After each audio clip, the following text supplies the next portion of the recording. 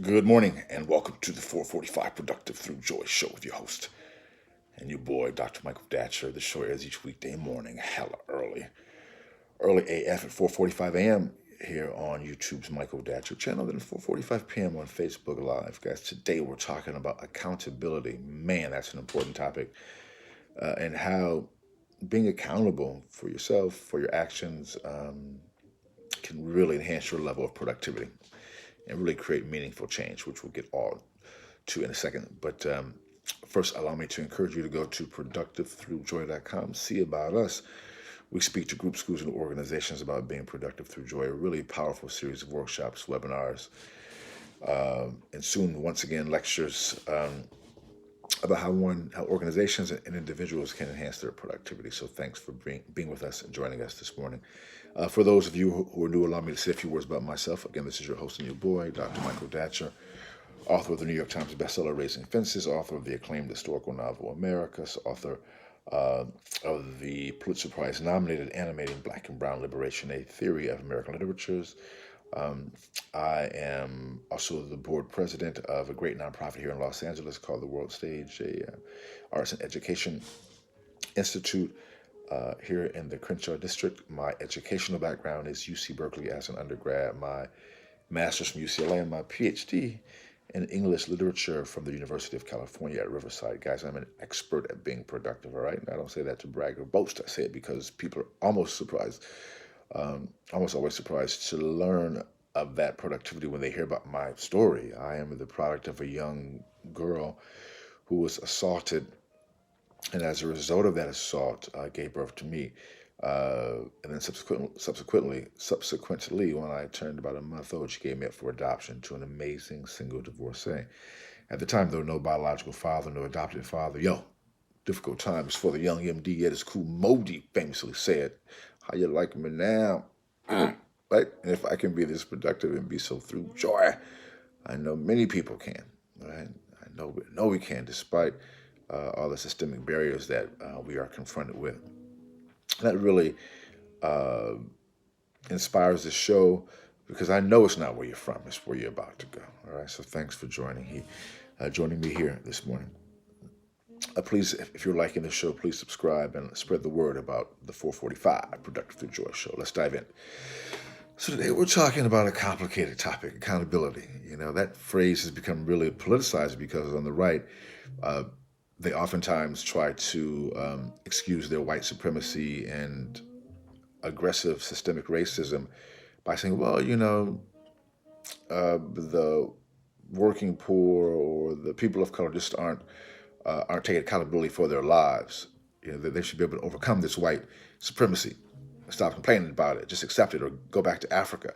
I mean, that literally is what President Bush is teaching, what McConnell is holding the line on, really, of course, in different political words, but that's pretty much it. You know, if you don't like our white supremacy and the impact on your life and being shot by the police, go back to Africa.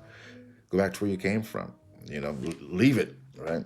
And that leadership on the right has really empowered other American citizens to actually begin to embrace that ideology. It's really frightening and sad, but that's just what's happening. So the idea of accountability has become politicized, and we need to always address that's just ridiculous. Obviously, what they're talking about, that's just racism.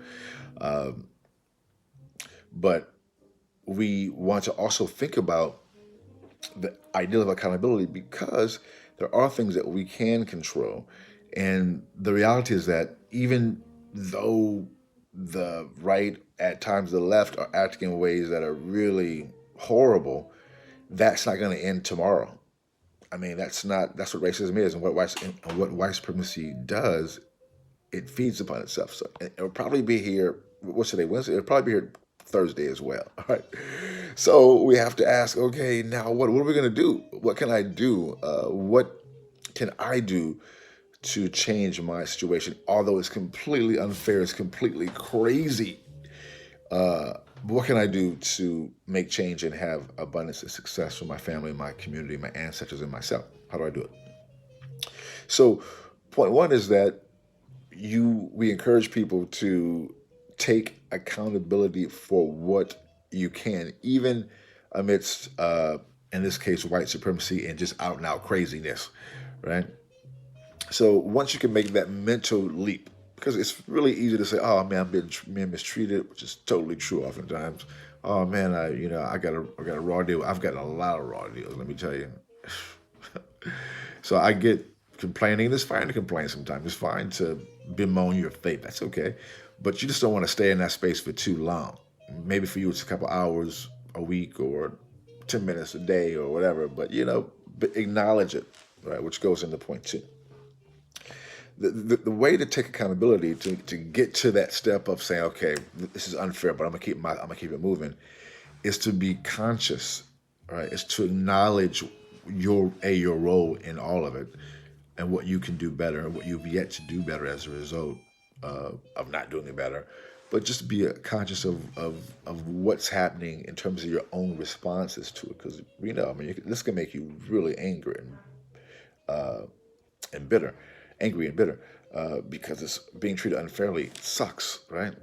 Right. So it's fine and that can make you want to do things that are not healthy for yourself, right? And so part of it is taking the time, investing the time, to really be aware of what you are doing to participate in the crazy. For example, in my example of white supremacy, because we do end up participating in it by being frustrated, being angry, because that anger eats away at us, and frustration eats away at us. And actually, and what's interesting and kind of sad, when people do you wrong and you're all mad at them, and they living rent free in your head, the whole thing.